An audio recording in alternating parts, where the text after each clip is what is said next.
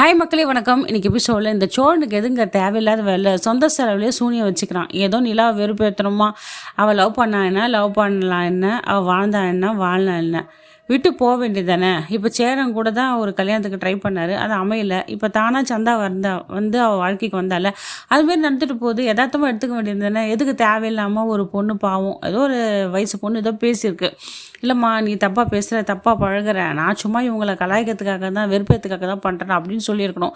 தேவையில்லாமல் அந்த பொண்ணு மனசில் ஆசையை வளர்த்துட்டு இவ்வளோ வெறுப்பு ஏற்றுறேன்னு சொல்லிட்டு, நிலா வெறுப்பு ஏற்றுறேன்னு சொல்லிட்டு அவளுக்கு கால் பண்ணி பேசி ஃபோட்டோ எடுத்து, இதனால் அந்த பொண்ணு வந்து விபரீத முடிவு எடுத்து, அதனால் இவன் வந்து போலீஸு கேஸுன்னு தேவையில்லாத வேலை இந்த சோழனுக்கு.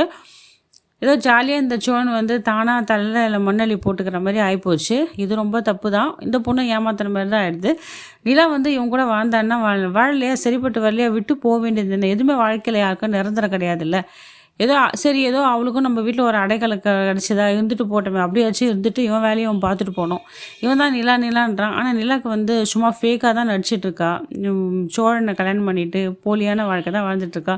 விட்டுற வேண்டியது தானே. எதுக்கு தேவையில்லாமல் இதெல்லாம் பேசி இவன் தலையில் பிரச்சனைலாம் ஏற்றுக்கிட்டு, இதனால் அண்ணந்தம்பிகளுக்கு சேரன் எல்லாருக்குமே கஷ்டம் ஆகுது. குடும்பத்தில் இப்போ தான் கொஞ்சம் சந்தோஷமாக இருக்காங்க.